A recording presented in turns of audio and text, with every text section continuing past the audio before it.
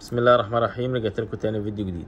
انا عملت قبل كده فيديو بالمسابقه ديت. مسابقه عباره عن ان انا بعرض لكم ساعه مستعمله وانت تقولوا لي الساعه دي اصل ولا تقليد، وبعد كده بنعمل قرعه في الفيديو اللي بعده.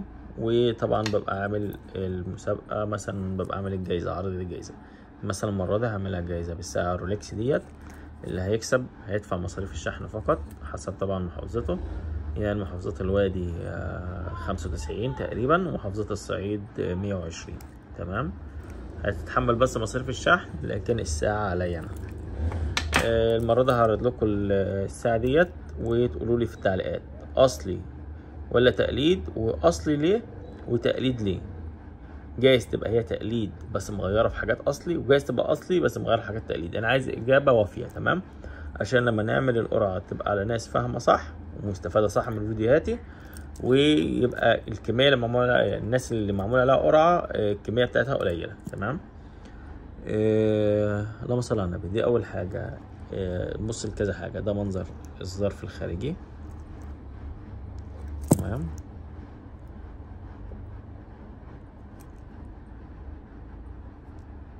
دي الزراير الجانبية. يعني جايز مثلا اصلي بس مغيره سير، مغيره مكنه. جايز مثلا شعبي بس مركوب لها سير اصلي. فاهم ازاي؟ تركب لها سير اصلي او ستيك اصلي. ده منظر الظرف الخارجي. بعد كده نشوف المكنه. لكم ساعه 12 ساعه. دي كده لما نميل الساعه، مع العلم حوار التمييل بتاع الساعه ما عادتش زي زمان.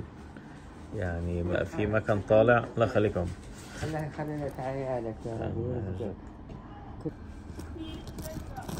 اسف. مع بعض ونكمل سوا. كنت بقول لكم ان في مكن طلع مؤخرا جودة النقاء بتاع الشاشة عالية. تمام. فمبقاش شرط جامد حوار ان انت لما تميل الارقام تبقى متداخلة. بقت موجودة يعني في الباقي الشعبي، المكن الشعبي خالص. ده منظر بقى لما نيجي نميل. تمام. اهي ال5 ظاهرة زي ما هي، 43 ظاهرة زي ما هي. اللهم صل على النبي. بعد كده نشوف الاستراب. ده الكود. هنا اهو ده الكود. تمام. دي شكل المسمار بتاعها. ثواني نقرب الزوم. ده مسمار الساعة. تمام.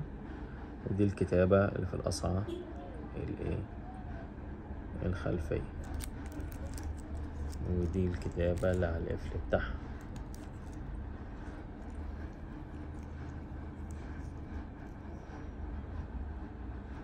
ستانلس ستيل. تمام. تهيألي انا كده موريكم كل حاجة. ده شكل الظرف الخارجي، المكنة، الزراير، كل حاجة. مستني تعليقاتكم وان شاء الله اللي هيكسب هبعت له الساعة الرولكس.